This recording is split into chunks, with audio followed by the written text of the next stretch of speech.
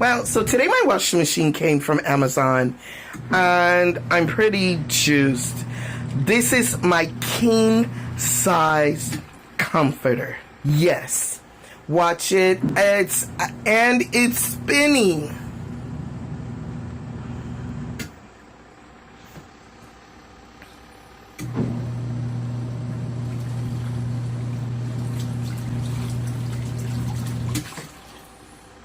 So this is a rinse cycle. I've already washed the blanket twice just to make sure.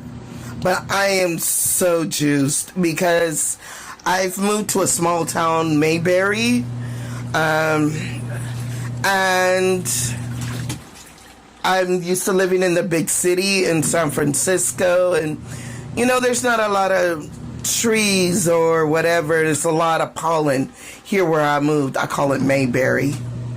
Anyway, so I caught a lot of allergies. So I have to wash my blankets constantly. And with COVID, and I have lung disease now too, I don't trust going in and out. And gross, that water looks dirty. Oh, is that that water looks dirty. Anyway, but this is really, really great. I'm really juiced.